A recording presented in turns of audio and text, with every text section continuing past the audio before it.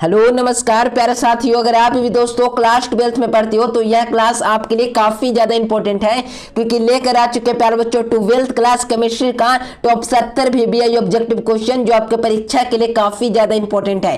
तो प्यारे बच्चों ये टॉप 70 ऑब्जेक्टिव को हर एक बच्चे पूरे अंत तक देखना है। अगर इस 70 ऑब्जेक्टिव को हर एक बच्चे याद कर लेते हो तो परीक्षा में एक भी प्रश्न आपके नहीं छूटेंगे। तो चलिए प्यारे बच्चों वीडियो को करते हैं फटाफट स्टार्ट। जो प्रश्न का उत्तर आता है नीचे चैट सेक्शन में बस उत्तर देते चलेगा, ठीक है। तो चलिए प्यारे बच्चों पहला नंबर क्वेश्चन है कि वेरावदार ठोस का उदाहरण कौन सा है। यानी कि प्यारे बच्चों वेरावदार ठोस कौन है, तो देखोगे प्यारे बच्चों वेरावदार ठोस कौन है तो याद रखिएगा मेरे प्यारे बच्चों ऑप्शन ए में दिया हुआ है हीरा हो जाएगा प्यारे बच्चों, ये ग्रेफाइट या नमक या रबर। तो प्यारे बच्चों याद रखिएगा वेरावदार ठोस वह ठोस होता है प्यारे बच्चों जिसमें क्या होता है तो रबर होता है। क्या होता है प्यारे बच्चों रबर होता है। याद रखिएगा वेरावदार ठोस का एक उदाहरण है, ठीक है। तो याद रखिएगा डी नंबर आप सभी बच्चों का बिल्कुल करेक्ट आंसर हो जाएंगे। काफी ज्यादा इंपॉर्टेंट क्वेश्चन है। अगला क्वेश्चन देखो प्यारे बच्चों निम्नलिखित में से कौन सा द्वितीयक सेल है। तो प्यारे बच्चों समझ लो द्वितीयक सेल क्या होता है। तो प्राथमिक सेल क्या होता है प्यारे बच्चों जो समझो आगे। तो प्राथमिक सेल होता है ना मेरे प्यारे बच्चों जिसको दोबारा हम लोग आवेशित नहीं कर सकते, यानी कि प्यारे बच्चों वैसा सेल जिसको हम लोग दोबारा धन आवेशित या उसमें रेडॉक्स अभिक्रिया बार बार नहीं होता है प्यारे बच्चों। याद रखिएगा जैसे मैं उदाहरण देकर मैं समझा सकता हूं कि जो घड़ी का बैटरी होता है ना मेरे प्यारे बच्चों उसको दोबारा आप चार्ज नहीं कर सकते, उसमें आवेश नहीं भर सकते हो, ठीक है। वह किसका उदाहरण हुआ प्यारे बच्चों तो प्राथमिक सेल का। तो द्वितीयक सेल क्या होता है दोस्तों, उसको कई बार हम उपयोग पुनः कर सकते हैं। जैसे में क्या हो गया प्यारे बच्चों मोबाइल की बैटरी और क्या हो गया प्यारे बच्चों और इन्वर्टर हो गया प्यारे बच्चों और सभी ये सभी चीजें हो जाएंगे क्या तो द्वितीयक सेल में आ जाएंगे। तो द्वितीयक सेल का एक सबसे बड़ा उदाहरण होता है, उसका नाम बता दूं तो द्वितीयक सेल का सबसे बड़ा उदाहरण प्यारे बच्चों लेड स्टोरेज बैटरी होता है। क्या होता है प्यारे बच्चों लेड स्टोरेज बैटरी। याद रखिएगा बी नंबर करेक्ट आंसर हो जाएंगे द्वितीयक सेल का उदाहरण। इसे कई बार हम लोग आवेशित कर सकते हैं, लैपटॉप को कई बार हम लोग चार्ज कर सकते हैं, वही होता है द्वितीयक सेल। और प्राथमिक सेल क्या होता है सिर्फ उसे एक बार उपयोग करेंगे, दोबारा बार में हम लोग उपयोग नहीं कर पाएंगे, ठीक है। आई होप प्यारे बच्चों समझ में आप लोग को बिल्कुल आ गया होगा। अगला क्वेश्चन देखो प्यारे बच्चों किसका, देखिए प्यारे बच्चों क्वेश्चन क्या है कि किसका ऑक्सीकरण विभव सबसे अधिक होता है। यानी किसका ऑक्सीकरण विभव अगर ज्ञात करेंगे तो सबसे अधिक आएगा। तो प्यारे बच्चों सबसे ज्यादा ऑक्सीजन विभव मैग्नीशियम का होता है। याद रखिएगा डी नंबर आप सभी बच्चों का बिल्कुल करेक्ट आंसर हो जाएंगे। काफी टॉप ऑब्जेक्टिव है दोस्तों, ये टॉप 70 ऑब्जेक्टिव को पूरे अंत तक देखना, ठीक है ना, क्योंकि आधा स्किप कर दोगे प्यारे बच्चों तो परीक्षा में आपसे कहीं ना कहीं क्वेश्चन बनने में प्रॉब्लम होगा, ठीक है ना। तो यहीं से प्रश्न आते हैं परीक्षा में और कई विद्यार्थी ऐसे ऐसे प्रश्न में फंस जाते हैं, ठीक है। तो आप लोग पहले से पढ़े रहोगे तो आराम से परीक्षा में बना लोगे। चलिए विद्युत रासायनिक तुल्यांक का मात्रक किसका होता है। यानी विद्युत रासायनिक तुल्यांक क्या होता है तो तुल्यांकी चलकते सब पढ़ लिए होगे प्यारे बच्चों, चैप्टर नंबर लगभग तीसरा में विद्युत रसायन में पढ़ना है, ठीक है ना। तो यहाँ पे कहा जा रहा है कि विद्युत रासायनिक तुल्यांक का मात्रक क्या होता है। तो विद्युत रासायनिक तुल्यांक का मात्रक जो होता है ना जो ग्राम बट्टा में क्या आ जाता है तो कूलाम हो जाता है, ठीक है ना। तो याद रखिएगा 4 का हो जाएगा बी नंबर। काफी ज्यादा इंपॉर्टेंट क्वेश्चन है, ठीक है। अगला क्वेश्चन देखो प्यारे बच्चों सबसे अच्छा चालक किसका पूछा जा रहा है तो विद्युत का। यानी प्यारे बच्चों सबसे बेस्ट कंडक्टर कौन है जो इलेक्ट्रिक करंट का, ठीक है ना। तो निम्न में से किसका जो होता है प्यारे बच्चों अच्छा विद्युत सुचालक है। तो प्यारे बच्चों सबसे अच्छा चालक विद्युत का होता है ना, जो आपको याद रखना है। क्या होता है प्यारे बच्चों ग्रेफाइट होता है सबसे अच्छा, ठीक है। सबसे अच्छा प्यारे बच्चों जिसको से धारा दम सबसे तेजी से प्रवाह हो जाता है वो क्या होता है प्यारे बच्चों तो ग्रेफाइट होता है। तो ग्रेफाइट क्या होता है प्यारे बच्चों तो आपको याद रखना है कि विद्युत का सबसे अच्छा चालक होता है, ठीक है। याद रखना प्यारे बच्चों बी नंबर आप सभी बच्चों का बिल्कुल करेक्ट आंसर हो जाएंगे, ठीक है। अगला क्वेश्चन देखो निम्नलिखित में से कौन सा प्रबल ऑक्सीकारक है। तो प्रबल ऑक्सीकारक कौन है प्यारे बच्चों तो लगा देना F2 हो जाएगा प्यारे बच्चों जो एक प्रबल ऑक्सीकारक है। 1 फैराडे विद्युत धारा प्रवाहित करने पर प्राप्त मात्रा होगी। यानी प्यारे बच्चों 1 फैराडे विद्युत धारा यानी प्यारे बच्चों 1 फैराड में होता है ना विद्युत धारा प्रवाहित करने पर प्राप्त मात्रा क्या होगी, यानी प्राप्त मात्रा होगी तो कितना होगा प्यारे बच्चों तो आपको याद रखना है 1 ग्राम समतुल्य होगा। क्या होगा प्यारे बच्चों 1 ग्राम के समतुल्य होगा जब 1 फैराडे में विद्युत धारा प्रवाहित कराएंगे, ठीक है ना। तो क्या मिलेगा तो प्यारे बच्चों 1 ग्राम समतुल्य मिलेगा। याद रखिएगा ए नंबर। वह अभिक्रिया जिसमें दो देखिए प्यारे बच्चों क्वेश्चन क्या है कि वह अभिक्रिया जिसमें 2 अभिकारक होता है प्यारे बच्चों भाग लेकर उत्पाद बनाते हैं कहलाते हैं। यानी वह अभिक्रिया जिसमें दो अधिकारक जो होते हैं बच्चों अभिकारक है, ठीक है ना। यहाँ पे अभिकारक भाग लेकर उत्पाद बनाते हैं क्या कहलाते हैं तो 2 को भाग लेगा तो क्या बनाता है अणु कहलाता है प्यारे बच्चों। याद रखिएगा बी नंबर करेक्ट आंसर हो जाएंगे। मैं यही कहूंगा प्यारे बच्चों सारे प्रश्न को देख कर जाना, परीक्षा में एक भी सवाल ऐसे नहीं रहेंगे जो आपसे छूट जाएंगे। शुद्ध जल यानी कि प्यारे बच्चों प्योर वाटर का कुछ क्या पूछा जा रहा है तो पीएच वैल्यू पूछा जा रहा है, ठीक है ना। तो पीएच वैल्यू से भी आपके परीक्षा में 1 या 2 सवाल आपको हर वर्ष देखने के लिए मिलते हैं। तो शुद्ध जल का पीएच वैल्यू क्या होता है तो शुद्ध जल यानी प्योर वाटर को पूछा जा रहा है, ठीक है ना। देखिए क्वेश्चन कितना ज्यादा इंपॉर्टेंट है। देखोगे प्यारे बच्चों कि 2020 में भी आया है और 2021 में भी आया है, तो प्यारे बच्चों याद रखिएगा, ठीक है ना। प्योर वाटर का सूत्र क्या होता है, काफी ज्यादा इंपॉर्टेंट क्वेश्चन है और आसान क्वेश्चन है, ठीक है ना। तो हर एक बच्चे को पता होगा कि 7 होता है प्योर वाटर का पीएच मान, ठीक है। कितना होता है, तो प्योर वाटर का पीएच मान और रक्त का पीएच मान 7 में क्या आ जाएगा, तो 4 आ जाएगा। 7.4 जब किसका पूछा जाए, तो ब्लड यानी कि रक्त का पूछा जाए, ठीक है ना। तो याद रखना यहाँ पे पूछा जा रहा है जल का, तो शुद्ध जल का पीएच मान 7 होता है। और प्यारे बच्चों, ठीक है ना, अगला क्वेश्चन देखो, विद्युत अपघटनी चलकता मापक है, यानी प्यारे बच्चों विद्युत अपघटनी को चलकता को मापता है, यानी कौन मापता है, ठीक है ना। तो याद रखिएगा प्रतिरोध का, यानी कि मेरे प्यारे बच्चों ए नंबर हो जाएगा। विद्युत अपघटन के नियम दिए थे, यानी विद्युत अपघटन होता है ना मेरे प्यारे बच्चों, विद्युत अपघटन की क्रिया में इलेक्ट्रोड पर मुक्त हुए पदार्थ की मात्रा क्या होता है, तो विद्युत अपघटन का प्रथम नियम हुआ। द्वितीय नियम क्या हुआ, तो विभिन्न विद्युत अपघटन की क्रिया में समान धारा समान समय तक प्रभावित किया जाता है। तो जो इलेक्ट्रोड पर जो होता है ना प्यारे बच्चों, जो पदार्थ मिलता है वह रासायनिक तुल्यांक के बराबर होता है। तो यहाँ पे पूछा जाए विद्युत अपघटन के नियम किसने दिया था, ये दोनों नियम देने वाले कौन थे, तो प्यारे बच्चों आपको याद रखना है फैराडे ने दिया था। याद रखिएगा सी नंबर बिल्कुल करेक्ट आंसर हो जाएंगे। विद्युत अपघटन के नियम कौन दिए थे, तो फैराडे। याद रखिएगा प्यारे बच्चों सी नंबर करेक्ट आंसर हो जाएंगे। चलिए अगला क्वेश्चन देखो प्यारे बच्चों, क्वेश्चन क्या है कि एक देखिए प्यारे बच्चों, एक द्वितीय कोटि की अभिक्रिया का सांद्रण दोगुना करने पर होगा, यानी कि प्यारे बच्चों यदि एक जो होता है द्वितीय कोटि की अभिक्रिया को सांद्रता दोगुनी करने पर वेग क्या होगा, तो वेग भी क्या हो जाएगा, तो प्यारे बच्चों उसके 2 गुना हुआ ना, तो 2 गुना और हो जाएगा, तो कितना हो जाएगा, तो 4 गुना हो जाएगा। याद रखिएगा सी नंबर करेक्ट आंसर हो जाएंगे। प्यारे बच्चों ये सवाल है ना मेरे प्यारे बच्चों जो परीक्षा के लिए इंपॉर्टेंट है, बिहार बोर्ड हर वर्ष यहीं से प्रश्न पूछते हैं। तो प्यारे बच्चों ये सब प्रश्न अगर आप सभी बच्चों को याद है तो समझिए बेहतरीन तैयारी हो चुकी है। चलिए हीरा निम्नलिखित में से किस प्रकार का रवा होता है, तो हीरा होता है ना मेरे प्यारे बच्चों जो किस प्रकार का रवा होता है यह पूछ रहा है, ठीक है ना। तो हीरा किस प्रकार का रवा होता है, तो याद रखिएगा काफी ज्यादा इंपॉर्टेंट है। जो हीरा होता है ना जो आणविक रवा होता है, यानी प्यारे बच्चों कोवैलेंट सॉलिड। याद रखिएगा सी नंबर करेक्ट आंसर हो जाएंगे। काफी ज्यादा टॉप इंपॉर्टेंट क्वेश्चन है। किसी शून्य कोटि की अभिक्रिया की दर, तो मेरे प्यारे बच्चों किसी भी शून्य कोटि की अभिक्रिया का दर क्या, तो मेरे प्यारे बच्चों याद रखना किसी भी जो होता है ना मेरे प्यारे बच्चों शून्य कोटि की अभिक्रिया का दर हमेशा क्या होता है, तो निश्चित रहता है। क्या रहता है, निश्चित रहती है। याद रखिएगा ए नंबर करेक्ट आंसर हो जाएंगे। काफी ज्यादा इंपॉर्टेंट क्वेश्चन है, ए नंबर आप सभी बच्चों का बिल्कुल करेक्ट आंसर हो जाएंगे। किसी उत्प्रेरक की उपस्थिति के कारण ऊर्जा का अवरोध की ऊर्जा, यानी कि प्यारे बच्चों अवरोध की ऊर्जा क्या होगी, तो किसी भी उत्प्रेरक के कारण ऊर्जा का अवरोध की ऊर्जा क्या होगी, तो बढ़ती है, घटती है, प्रभावित रहती है, स्थिर रहती है। तो मेरे प्यारे बच्चों याद रखना हमेशा घटेगी। क्या होगा प्यारे बच्चों, हमेशा घटेगी। याद रखिएगा हो जाएगा इसका बी नंबर। चलिए किस अभिक्रिया में भाग लेने वाली अणुओं की परमाणु अथवा मूलकों की संख्या कहलाती है, मूलकों की संख्या हमेशा याद रखना है कि आणविकता होता है। याद रखना ना, याद रखिएगा ये नंबर करेक्ट आंसर हो जाएंगे। किसी भी रासायनिक अभिक्रिया के किसी भी क्षण में ज्ञात किया जाता है तो वेग कहलाता है। यानी कि प्यारे बच्चों किसी भी रासायनिक अभिक्रिया में क्षण में ज्ञात किया जाता है तो उस वेग क्या कहलाता है, तो मेरे प्यारे बच्चों ताक्षणिक वेग ना कहते हैं। याद रखिएगा ताक्षणिक यानी क्षण भर में जो काम हो जाता है ना उसे ताक्षणिक अभिक्रिया कहते हैं या ताक्षणिक वेग कहते हैं। याद रखिएगा सी नंबर करेक्ट आंसर हो जाएंगे। काफी ज्यादा इंपॉर्टेंट क्वेश्चन है। पहाड़ों पर जल का क्वथनांक कम है, इसका कारण क्या हो सकता है, तो दिमाग लगाओगे प्यारे बच्चों कि पहाड़ों पर जो होता है ना जो क्या होता है प्यारे बच्चों क्वथनांक कम हो जाता है। इसका कारण बस एक है मेरे प्यारे बच्चों, वहां वायुमंडलीय दाब होता है ना जो क्या हो जाता है, तो कम हो जाता है। तो याद रखिएगा ए नंबर करेक्ट आंसर हो जाएंगे। इसका जो वायुमंडलीय दाब क्या होता है, तो कम हो जाता है। याद रखिएगा मेरे प्यारे बच्चों काफी ज्यादा इंपॉर्टेंट क्वेश्चन है। किसी भी रासायनिक अभिक्रिया का वेग निर्धारण पद होता है, यानी प्यारे बच्चों किसी भी रासायनिक अभिक्रिया का वेग निर्धारण पद होता है तो क्या होता है, तो याद रखिएगा मंद पद होता है। क्या होता है, तो मंद पद होता है। याद रखिएगा कौन सा ऑप्शन हो जाएगा, तो ए नंबर आप सभी बच्चों का बिल्कुल करेक्ट आंसर हो जाएंगे। काफी ज्यादा इंपॉर्टेंट क्वेश्चन है, ठीक है।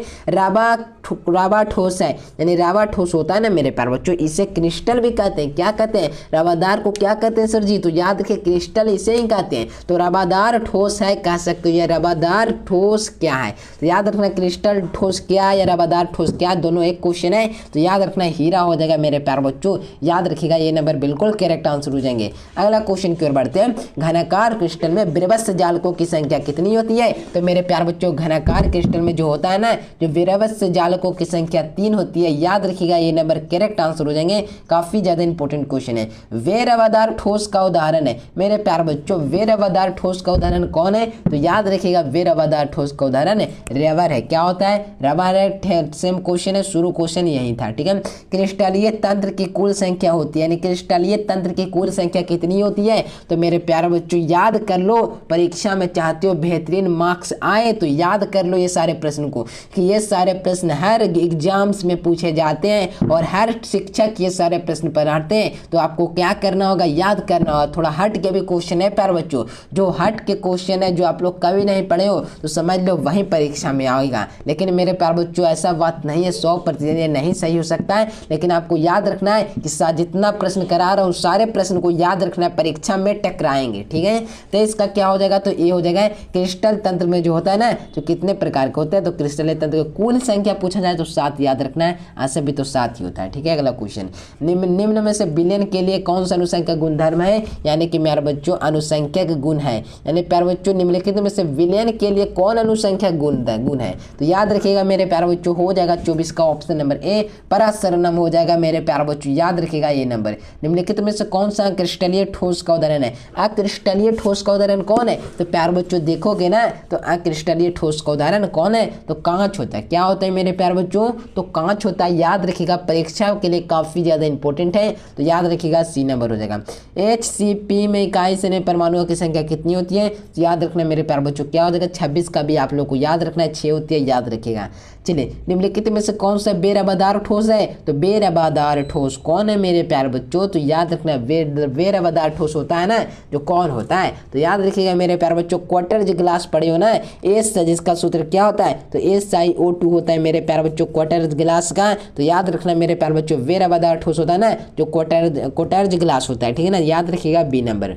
निम्नलिखित में से कौन ताप द्वारा प्रभावित नहीं होती, यानी कौन है जो ताप द्वारा प्रभावित नहीं होती है? तो याद रखिएगा मेरे प्यारे बच्चों 28 का हो जाएगा ऑप्शन नंबर डी। मोललता होता है ना, जो ताप द्वारा प्रभावित नहीं होता है। किसके द्वारा? तो टेम्परेचर उस पर पड़ेगा नहीं पड़ेगा कोई मतलब नहीं, उसमें क्या किसमें पाया जाता है? तो मोलरता में। तो क्वेश्चन इस प्रकार से पूछता है कि निम्नलिखित में से कौन ताप द्वारा प्रभावित नहीं होता? तो उसका नाम है मेरे प्यारे बच्चों मोललता। याद रखिएगा। अगला क्वेश्चन देखो, निम्नलिखित में से कौन सा विलयन के लिए अनुसंख्यक गुण है? तो प्रसरण दाब। याद रखिएगा सेम क्वेश्चन है। टिंडल प्रभाव पाया जाता है। तो टिंडल प्रभाव किसमें पाया जाता है? तो 10th क्लास में पढ़ना था सर जी, किसमें? जंगलों में पाया जाता है टिंडल प्रभाव। तो यहीं पर भी वही सवाल हुआ, साल में पाया जाता है। क्या याद रखना है? साल में। याद रखिएगा मेरे प्यारे बच्चों, इंपॉर्टेंट क्वेश्चन है, परीक्षा में 2021 में पूछे गए सवाल है, याद रखिएगा। संप्रसारणी विलयन के बराबर होते हैं। संप्रसारणी विलयन के बराबर कौन होते हैं? तो मेरे प्यारे बच्चों संप्रसारणी विलयन के लिए मोलर सांद्रण जो होता है ना, जो बराबर होता है किसके लिए? तो संप्रसारणी, परासरणी, ठीक है ना, परासरणी हो जाएगा ना, ठीक है ना। याद रखिएगा मेरे प्यारे बच्चों, ऐसे मोलर सांद्रण हो जाएगा। डी नंबर आप लोग को याद रखना है। समुद्र का जल जो होता है ना प्यारे बच्चों, परिसारक दाब लगभग होता है, यानी समुद्र जल का परिसारक दाब लगभग होता है 2024 में आया है। तो याद रखिएगा मेरे प्यारे बच्चों 10 ATM, 30 ATM, 20 ATM है 1 ATM। तो मेरे प्यारे बच्चों यहाँ पर देखोगे ना तो क्या मिल रहा है, ठीक है ना। तो याद रखिएगा 10 ATM होता है, 30 ATM होता है किसका? तो प्यारे बच्चों समुद्र के क्या होता है? तो समुद्र का क्या होता है प्यारे बच्चों? परिसारक दाब लगभग 30 ATM होता है, ठीक है। याद रखिएगा। अगला क्वेश्चन की ओर बढ़ते हैं। क्वेश्चन क्या है मेरे प्यारे बच्चों? यहाँ पर देख लो, यहाँ से समझ जाओगे ना तो परीक्षा में बेहतरीन मार्क्स ले आओगे। तो मेरे प्यारे बच्चों यहाँ पे देखोगे ना क्वेश्चन क्या है, देखिए यहाँ पर मेरे प्यारे बच्चों फार्मूला आएगा। फार्मूला में कितने क्वेश्चन पूछे जाते हैं? तो हमेशा 2 से 3 ऑब्जेक्टिव फार्मूला से रहते हैं। तो यहाँ पे देखिए यौगिक है, यानी ऑक्सीकर्मक यौगिक कौन है? यहाँ पे देखोगे प्यारे बच्चों तो ऑक्सीकर्मक यौगिक लगा दोगे कि मेरे प्यारे बच्चों AgNH3+ क्लोराइड हो जाएगा, ठीक है ना। यहाँ पे देखो सूत्र क्या है कि नाइट्रोजनल का होता है ना प्यारे बच्चों, सूत्र होता है, ठीक है ना। तो नाइट्रोजन का सूत्र क्या होता है? नाइट्रोजनल है, ठीक है ना, नाइट्रोजनल। तो CaC2+C याद रखिएगा, सूत्र इसका क्वेश्चन है। निम्नलिखित में से त्रिप्रोटिक कौन है, यानी त्रिप्रोटिक कौन है? तो याद रखिएगा H3PO4 होता है। क्या होता है? त्रिप्रोटिक। ये प्रश्न पूछे जाते हैं तो याद रखना ये सारे प्रश्न, ठीक है। भूरा रंग यानी Fe का ऑक्सीकरण संख्या क्या होता है? तो Fe यानी मेरे प्यारे बच्चों का होता है ना, जो ऑक्सीकरण संख्या यहाँ निकालूंगा तो बहुत समय लग जाएगा, इसीलिए मैं ऑक्सीकरण संख्या के लिए वीडियो ला दूंगा। 1 हो जाएगा इसका करेक्ट आंसर। ठीक है, अगला क्वेश्चन देखो, यहाँ पे देखो प्यारे बच्चों Na2 और Na2 फिर कोबाल्ट है, फिर NO2 फिर 6 का यूपीएससी नाम क्या होगा? तो यहाँ पे 6 का IUPAC नाम पूछा जा रहा है। ठीक है ना, तो क्या हो जाएगा प्यारे बच्चों, क्या हो जाएगा, लगाओगे जल्दी से ना, तो क्या हो जाएगा मेरे प्यारे बच्चों, सोडियम। क्या हो जाएगा प्यारे बच्चों, यहाँ पे सोडियम हो गया, इन्हें से सोडियम। क्या हो जाएगा प्यारे बच्चों, हेजा नाइट्राइट कोबाल्टेट हो जाएगा, यानी 3 हो जाएगा। डी नंबर आप लोग को याद रखना है। ठीक है, सबसे स्थिर जो होता है ना कार्बोटायन कौन है, कौन सा है, सबसे स्थिर कार्बोकैटायन कौन सा है? तो कौन है मेरे प्यारे बच्चों? तो हो जाएगा 38 का कौन सा ऑप्शन? तो सी नंबर याद रखना है, CH3 + CH का क्या हो जाएगा, तो प्लस में हो जाएगा। कौन सा शक्तिशाली केंद्र स्नेहिल है, यानी कौन सा शक्तिशाली केंद्र स्नेहिल है? तो याद रखिएगा मेरे प्यारे बच्चों, डी नंबर हो जाएगा, CH3O हो जाएगा। ठीक है ना, कार्बन के एकलक बंध की लंबाई होती है, तो कार्बन के एकलक बंध की लंबाई मैंने पढ़ा चुका हूँ, याद रखना मेरे प्यारे बच्चों। हो जाएगा इसका करेक्ट आंसर 40 का 1.5 क्या हो जाएगा प्यारे बच्चों, 54 क्या हो जाएगा, तो एक के पार में क्या हो जाएगा, बूंदा लगा देना, हो जाएगा। ठीक है, अगला क्वेश्चन देखो, यहाँ पर क्वेश्चन क्या है कि एंजाइम होता है ना प्यारे बच्चों, एंजाइम प्रोपाइल क्लोराइड के एंजाइम किस प्रतिक्रिया के द्वारा बनाता है, यानी क्या बनाता है? तो मेरे प्यारे बच्चों विलियम संश्लेषण बनाते हैं, विलियमसन संश्लेषण, याद रखना मेरे प्यारे बच्चों। अगला क्वेश्चन देखो, मानव रक्त का pH मान, मैंने बताया था, जो विद्यार्थी बता दे समझिए क्लास को बेहतरीन तरीका से देख रहा था। तो मानव रक्त का pH मान क्या होता है? तो 7.4 होता है, याद रखिएगा सी नंबर।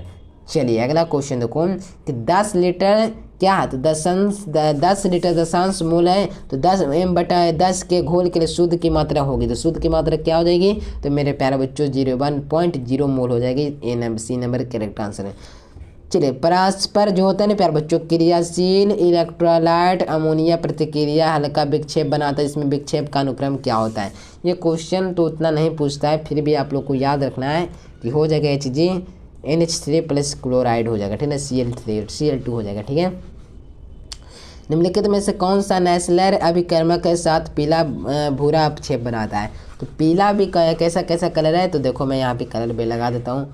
पीला एक अपक्षेप देगा और एक कैसा देगा मेरे प्यारे बच्चों, तो भूरा देगा। ठीक है ना, तो भूरा का मैं फिगर इस प्रकार से बना देता हूँ। क्या कैसा कैसा देता है प्यारे बच्चों, भूरा देता है और कैसा देता है? ठीक है ना, तो भूरा इसमें देता है। याद रखिएगा मेरे प्यारे बच्चों कौन सा है जो ऐसा अपक्षेप देगा, तो याद रखिएगा प्यारे बच्चों 45 का हो जाएगा बी नंबर। NH3 जो अमोनिया होता है ना, तो क्या देता है, भूरा अपक्षेप देता है। ठीक है, अगला क्वेश्चन देखो, एल्डिहाइड के ऑक्सीकरण से बनता है, एल्डिहाइड का अगर ऑक्सीकरण कर रहे हैं तो याद रखना काफ़ी ज़्यादा ऑर्गेनिक का बेसिक्स क्वेश्चन है, तो याद रखना एल्डिहाइड के जो होता है ना ऑक्सीकरण से कार्बोक्सिलिक अम्ल बनता है। क्या बनता है? तो कार्बोक्सिलिक अम्ल का सूत्र COOH होता है। बॉन्ड दे देना, यहाँ पे R समूह जुड़ जाएगा, RCOOH भी कह सकते हो।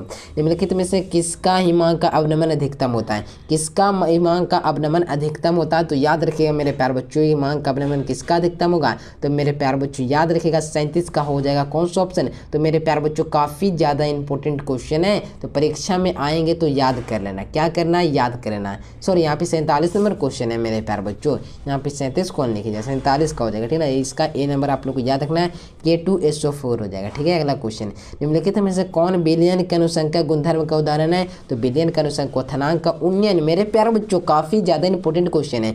विलयन के अनुसंख्या गुणधर्म का उदाहरण क्या? याद रखना मेरे प्यारे बच्चों, हल्के में मत लेना ये क्वेश्चन को, काफ़ी ज़्यादा इंपॉर्टेंट क्वेश्चन है। क्वथनांक का उन्नयन हो जाएगा। ठीक है, अगला क्वेश्चन देखो, निम्नलिखित में से कौन सा अभिकारक दर को प्रभावित करता है? ताप, दाब, सांद्रण पढ़े हो ना, जो अभिक्रिया के दर को प्रभावित करने वाले अभिकारकों के नाम लिखें। ताप हो जाएगा, दाब हो जाएगा, सांद्रण हो जाएगा, ये सारे हो जाएंगे, श्यानतेजम सभी हो जाएंगे। डी नंबर याद रखना है, इनमें से सभी आप लोग को याद रखना है। एंजाइम है एक, एंजाइम क्या है? तो एंजाइम एक प्रकार का प्रोटीन है। क्या है? प्रोटीन है, याद रखिएगा सी नंबर करेक्ट आंसर हो जाएंगे। निम्नलिखित में से कौन सा टिंडल प्रभाव प्रदर्शित करता है? तो साल हो जाएगा ना, सूल यहाँ लिखा गया। ठीक है, अगला क्वेश्चन, दूध निम्नलिखित में से किसका उदाहरण है? तो पायस का उदाहरण दूध है। ये नंबर आप लोग को याद रखना है। अगला क्वेश्चन, भौतिक अधिशोषण में लगभग कितनी ऊर्जा उत्सर्जित होती है? तो भौतिक अधिशोषण में होता है ना, जो कितनी ऊर्जा अवशोषित हो जाती है? तो 20 से 40 हो जाएगा। जब रासायनिक में 40 से 400 हो जाएगा। कितना हो जाएगा? 40 से 400 हो जाएगा। फास्फोरस पेंटा ऑक्साइड एक है, अच्छा है, यानी प्यारे बच्चों जो होता है ना फास्फोरस पेंटा ऑक्साइड है एक अच्छा, यानी अच्छा क्या है? अवशोषक है या अवशोषण है? अवशोषक, दोनों तो सेम ऑप्शन है मेरे प्यारे बच्चों, तो 54 का क्या लगा दें? क्या लगा दे बताओ, अवशोषक और अवशोषक दोनों हो जाएंगे, यानी ए और बी दोनों याद रखना है। हेमाटाइट से लोहा प्राप्त करने में चूना पत्थर का उपयोग किस रूप में किया जाता है? तो हेमाटाइट के लिए चूना पत्थर का उपयोग किस रूप में किया जाता है? तो याद रखिएगा मेरे प्यारे बच्चों, हो जाएगा इसका correct answer option number A, किसके रूप में? तो फ्लैक्स के रूप में, याद रखिएगा। निम्नलिखित में से धातु का रासायनाइड यानी प्यारे बच्चों साइनाइड विधि द्वारा प्राप्त किया जाता है। किस धातु को साइनाइड विधि द्वारा प्राप्त करते हैं? तो एस से सिल्वर साइनाइड, दोनों एक है, सी नंबर आप लोग को याद रखना है। गैलेना निम्नलिखित में से किसका एस्क है? तो मेरे प्यारे बच्चों गैलेना किसका एस्क है? तो गैलेना का सूत्र क्या होता है? तो Pb4 होता है ना, Pb लगता है 4 होता है, कन्फर्म नहीं हूँ लेकिन लगा लेना यहाँ पे गैलेना किसका एस्क है? तो Pb का एस्क है, यानी लेड का एस्क है। ठीक है, अगला क्वेश्चन देखो, सल्फाइड एस्को का संधारण किया जाता है। सल्फाइड एस्को का फेन उत्प्लवन विधि द्वारा सबसे टॉप ऑब्जेक्टिव है, याद रखना है, काफी ज्यादा इंपॉर्टेंट क्वेश्चन है। जो सल्फाइड एस्को का संधारण फेन उत्प्लवन विधि एक होता है उसके द्वारा होता है। खनिज जिसमें धातु का निष्कर्षण होता है कहलाता है, यानी वैसा खनिज जिसमें धातुओं का निष्कर्षण होता है उसे क्या कहते हैं? तो एस कहते हैं। क्या कहते हैं? एस कहते हैं, याद रखिएगा, ए नंबर करेक्ट आंसर है। मिथाइल एथर का सूत्र क्या है? तो मिथाइल इथर, लास्ट में क्या है? तो इथर। तो मेरे प्यारे बच्चों मिथाइल इथर का जो सूत्र होता है ना, तो CH3OCH3 होता है ना, लगभग यही होता है, याद रखिएगा मेरे प्यारे बच्चों। हो जाएगा इसका करेक्ट आंसर ऑप्शन नंबर क्या? तो मेरे प्यारे बच्चों ए नंबर आप लोग को याद रखना है। निम्नलिखित में से कौन सा विलयन के लिए असंतृप्त गुण है? तो याद रखिएगा ये नंबर हो जाएगा प्रसारण हो जाएगा। अगला क्वेश्चन की ओर बढ़ते हैं प्यारे बच्चों। क्वेश्चन क्या है कि निम्नलिखित में किसमें ईस्टर बंद है? ईस्टर बंद किसमें है? तो मेरे प्यारे बच्चों ईस्टर बंद होता है ना जो टेरेलिन में है। ठीक है, अगला क्वेश्चन, निम्नलिखित में से कौन सा ताप दृढ़ प्लास्टिक है? तो नाइलन 66 हो जाएगा ना, नाइलन ना, बैकलाइट ना हो जाएगा मेरे प्यारे बच्चों, नाइलन 66 तो किसी और का है, बैकलाइट कहाँ से आ गया है? निम्नलिखित में से कौन सा पॉलीमाइड है? तो पॉलीमाइड कौन है मेरे प्यारे बच्चों? तो नाइलन 66 हो जाएगा, लेकिन यहाँ पर हो जाएगा correct answer B number, nylon 66। ठीक है, निम्नलिखित में से किसका उपयोग एंटासिड के रूप में किया जाता है? तो किसका उपयोग एंटासिड के रूप में किया जाता है? तो याद रखिएगा मेरे प्यारे बच्चों, एंटासिड के रूप में किसका उपयोग करते हैं? तो याद रखिएगा किसका? तो मैग्नीशियम हाइड्रोक्साइड, याद रखिएगा ये नंबर करेक्ट आंसर हो जाएंगे। ठीक है, अगला क्वेश्चन, नाइट्रोजन और ऑक्सीजन क्या है? तो नाइट्रोजन और ऑक्सीजन दोनों क्या है? तो अधातु है, याद रखिएगा बी नंबर। अगला क्वेश्चन, क्रिस्टलीय तंत्र की संख्या कितनी होती है? तो 7 होती है, सेम क्वेश्चन है, ये नंबर आप लोग को याद रखना है। चलिए, ज्वार को कम करने के लिए उपयोगी दवा कौन है? तो ज्वार को कम करने वाले उपयोगी दवा का नाम क्या है? पर बच्चों ज्वारासमी है। ठीक है ना, ज्वारासमी है। ठीक है, अगला क्वेश्चन कि अल्कोहल का क्रियाशील मूलक क्या होता है? तो बॉन्ड OH यहाँ पे जो होता है ना, ऐसे यहाँ पे 8 समूह जुड़ता है। कौन सा समूह? एल्केन का एक समूह जुड़ता है, यहाँ पे 8 समूह जुड़ता है, ROH भी कह सकते हो। ठीक है, अगला क्वेश्चन, चलिए H2SO4 एक है, तो H2 और SO4 एक प्रकार का क्या है? तो द्विअम्लिक अम्ल है। क्या है मेरे प्यारे बच्चों? तो 70 का हो जाएगा ए नंबर, आप सभी बच्चों को याद रखना है। तो मेरे प्यारे बच्चों, ये 70 ऑब्जेक्टिव वो प्रश्न था ना जो परीक्षा के लिए काफ़ी ज़्यादा इंपॉर्टेंट थे। तो इस 70 ऑब्जेक्टिव को एक बार और देखो और कंप्लीट करो सारे प्रश्न को। कंप्लीट जब तक नहीं होगा तो कुछ फ़ायदा नहीं होगा मेरे प्यारे बच्चों। रोज़ शाम 7 बजे क्लास चलता है, रोज़ करना। ठीक है ना, तो वीडियो आप लोगों को कैसा लगा? वीडियो अगर पसंद है तो लाइक करो, चैनल को सब्सक्राइब करो। मिलते हैं एक नए से प्यारे से वीडियो में, तब तक के लिए bye bye, thanks for watching this video. जय हिंद, वंदे मातरम।